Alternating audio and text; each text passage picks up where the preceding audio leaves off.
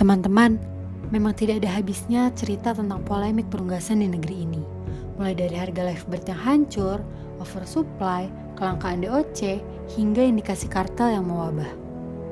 Harga Livebird di peternak rakyat hancur, padahal sudah ada Permendak nomor 7 tahun 2020 yang menetapkan harga acuan di tingkat peternak.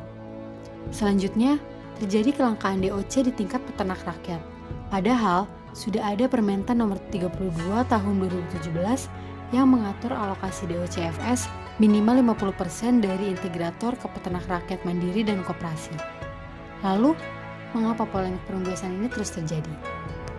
Beragam polemik di perunggasan tak pernah selesai sebab selama ini pemerintah abai.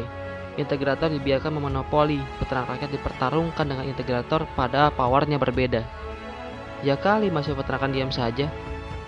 Mahasiswa peternakan harus bergerak berpihak kepada korban.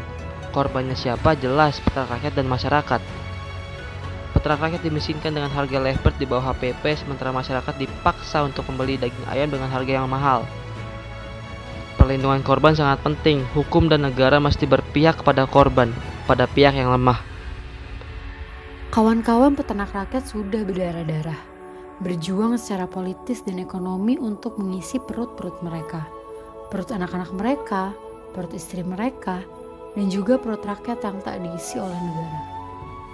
Maka mutlak tuntaskan, perjuangkan, dan hanya ada satu kabar yang perlu kita kabarkan, yaitu kabar kemenangan.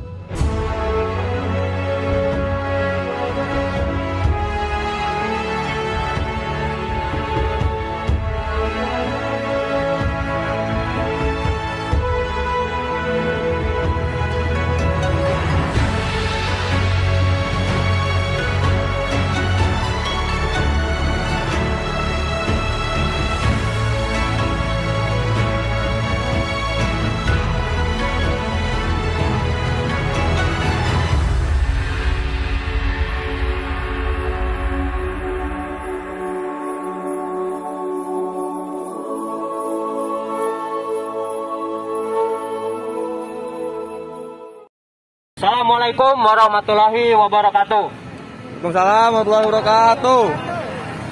Hidup mahasiswa. Hidup mahasiswa. Hidup rakyat Indonesia. Hidup rakyat Indonesia. Hidup peternak UMKM. Hidup peternak UMKM. Press release.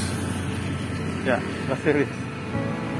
12 tahun terakhir bisnis perunggasan selalu mengalami problematika yang sama, dimulai pada berlakukannya Undang-Undang 18 tahun 2009. Junto Undang-Undang 41 tahun 2014 tentang peternakan dan kesehatan hewan. Yang semula peternak masih bisa berlindung pada aturan yang ada, namun pada saat ini integrasi vertikal dilegitimasi, dibuktikan. Dengan perusahaan besar diperbolehkan berbudidaya.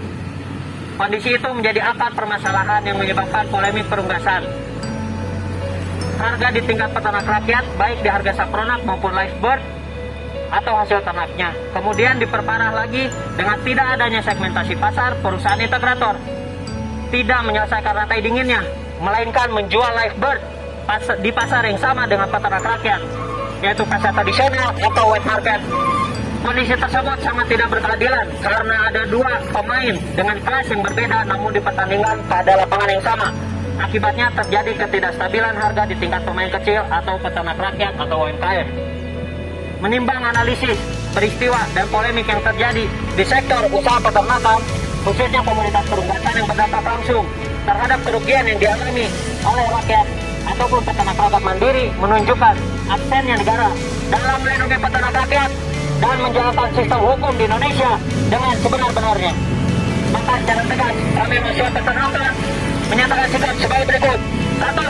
Kami mahasiswa peternakan mengecam segala bentuk persaingan usaha yang tidak sehat, baik dalam bentuk monopoli, oligopoli, ataupun yang menyebabkan fluktuasi harga Livebird di tingkat peternak rakyat.